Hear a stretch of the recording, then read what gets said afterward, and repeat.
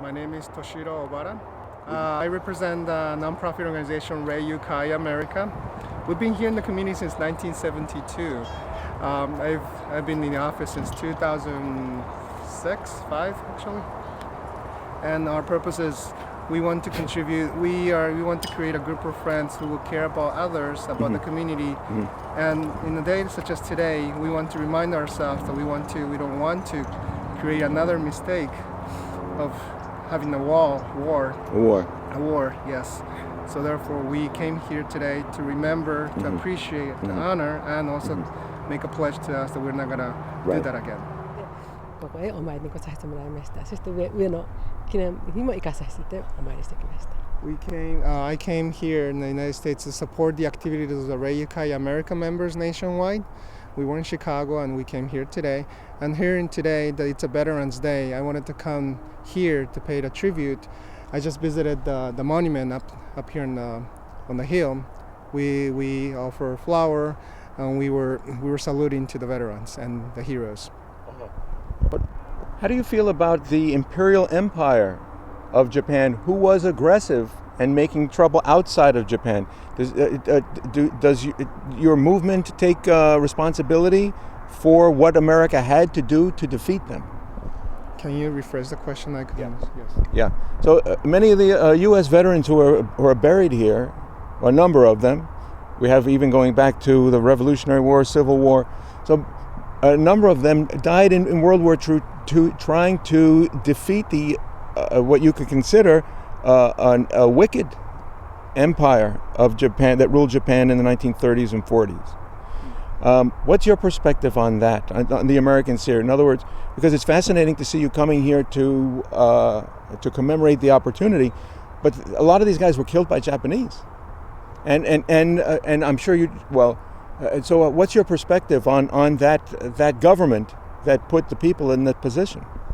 もう一般の方も亡くなられて、日本でもこういうご英霊をお祭りしてその魂を救うような活動をしております。Yes, I understand that I'm standing here among the people who lost their lives, who died in that war. But at the same time, in Japan, we do remember all those people who had to die in that day on Hiroshima. We had a lot of civilians, we had a lot of women and children die on that day. Our idea is that we want to commemorate, we want to make sure that these people did exist. We don't want to forget neither of the people. But I understand that it was a great tragedy what happened in Hiroshima and Nagasaki. But is there any recognition in Japan today that that government was trouble for freedom, even in Asia? 日本の広島と長崎で I do understand what I'm understanding as far as the history is concerned. I believe the Japanese army at that time was out there in Asian countries to free the colonized countries from the European countries. That's the translation. Yes. Then why did they attack Pearl Harbor? ではなぜ真珠湾を攻撃したのでしょうか。そこのところは日本が経済閉鎖されて銃を持っておりますね。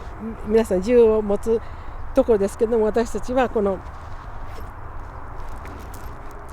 お数珠の武器でこれで平和になれるように、この数珠のこれが人を傷つけない武器でしてます。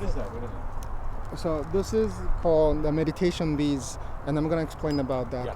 You translate her answer though, please. Yes, I will. Okay. So the first question, the answer in the first question, the reason Japan had to attack Pearl Harbor was because Japan was pressured economically by the countries that were surrounded, and Japan had to declare had to stand in a position that Japan was trying to resist that economical pressure. Regardless, I don't mean that I want to support that idea. I don't think it was a good idea in many ways. She doesn't. She doesn't. I try to just so considering that I'm talking like her, I don't support the idea. No matter what kind of reason there was in behind, I don't think it's always a good idea to make an action of violence. And I say the same thing even here today. looking at the war against the terrors or the terrorist attack itself.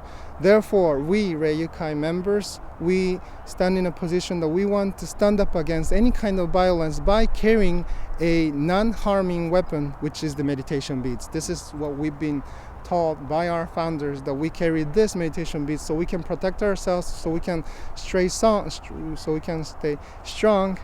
At the same time, we try to create a group of people who can stand together against any violence. That's great. Is there an English language website for people to learn more? Yes, there's a website called www.rukai-usa.org, and then people are more than welcome to take a look at it. Good. Yes. How did the Americans do by the Aussies in World War II? What was the threat to Australia? Well, Australia being an island and being so far away, Japan was always a threat. Darwin got bombed. Did Japan intend to conquer Australia as well? Oh yeah, Japan was intent to conquer definitely Australia and many other places as well. So, but I mean, Australia and America are so alike, both the people and the place, and I think we all have the same values, and I think we all stand for the same thing. So I think it's important that we all stand together.